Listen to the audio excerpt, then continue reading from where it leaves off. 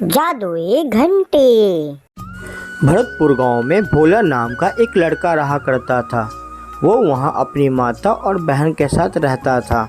वह आसपास की बकरियों को लेकर प्रतिदिन पर्वत के उस पर उसे चराने लेकर जाया करता था। वहां एक विशाल पेड़ था। भोला उस पेड़ की छांव में बैठकर हर दिन गाना गाया करता था। वह सारे भेड़ बकरियों पे नजर रखा करता था। वह इतना मधुर गाना गाया करता था जैसे मानो पंछियों से उसकी दोस्ती हो गई थी। शाम होते ही भोला सारी भेड़ बकरियों को लेकर गांव वापस आ जाता था और सभी भेड़ बकरियों को उसके मालिक को सौंप देता था। उसके बदले में उसे पैसे मिलते थे जिससे वो अपना घर को चलाया करता था और अपनी माँ और अपनी बहन का पेट भरता था। बकरी चलाने से उसे जो पैसे मिलते थे उन पैसे से वो घर की ज़रूरत के सामान लेकर आया करता था। लेकिन कभी कभी उसकी छोटी बहन को अच्छा खाना खाने का मन होता था पर वो उसे मिल नहीं पाता था। वह हर दिन रूखा सूखा खाकर ऊब गई थी। ये बात भोला समझता था लेकिन बेचारा वो आखिर कर भी क्या सकता था। उसे अपनी छोटी बहन की पढ़ाई के लिए भी पैसे जोड़ने होते थे। अगली सुबह भोला जब भेड़ बकरियों को लेकर फिर से जंगल में पहुंचा तो उसने देखा कि एक लकड़हारा उस पेड़ को काट रहा था जिसके नीचे वो बैठकर भेड़ बकरियों को चराया करता था। ये देखकर भोला बहुत ही परेशान हो गया। तभी उसके दिमाग में एक तरकीब आता है। सुनो लकड़हारा भाई, तुम इस पेड़ को क्यों काट रहे हो? क्या तुम्हें पता नहीं है, जो भी इस पेड़ को काटेगा इस पेड़ में रहने वाली चुड़ैल उसके पीछे पड़ जाएगी, जैसे विक्रम के पीछे बैताल। ये एक शापित पेड़ है। अगर तुम अपनी भलाई चाहते हो तो इसे मत काटो। भोला की बातें सुनकर लकड़हारा डर गया और वहाँ से भागने लगा। अरे बाप रे, भागो भाई भागो, ये पेड़ तो भूतिया निकला। लकड़हारा के भागते ही उस पेड़ की आत्मा वहाँ पर प्रकट होती है और भोला से बोलती है, भोला, आज तुमने मेरी प्राण बचाई है, इसलिए मैं आज बहुत खुश हुआ हूँ। इसके बदले में मैं तुम्हें एक घंटी देना चाहता हूँ। पर पेड़ जी, मैं भला इस घंटी का क्या करूँगा? ये कोई ऐसी वैसी घंटी नहीं है, ये एक जादुई घंटी है जिससे तुम जो चाहे खाने के लिए मांग सकते हो। लेकिन याद रखना, पूरे दिन में केवल एक बार ही ये घंटी तुम्हारी इच्छाओं को पूरी करेगा।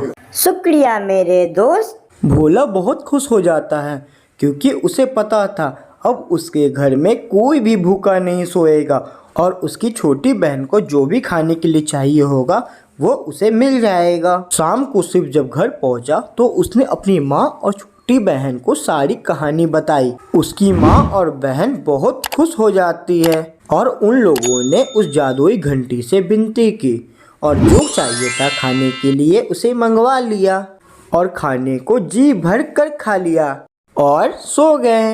अगली सुबह उठकर भोला फिर से भेड़ बकरियों को लेकर जंगल में चला गया। शाम को जब वो घर लौटा तो उसने देखा कि सारे अनाज के बर्तन खाली पड़े हैं। उसके लिए बस रूखी सूखी रोटी और थोड़ी सी चटनी बची है जो वो रोज खाया करता था। ये देखकर भोला को बहुत दुख होता है और गुस्सा भी आता है। उसने उस रात कुछ खाना नहीं खाया और भूखे पेट ही जाकर सो गया।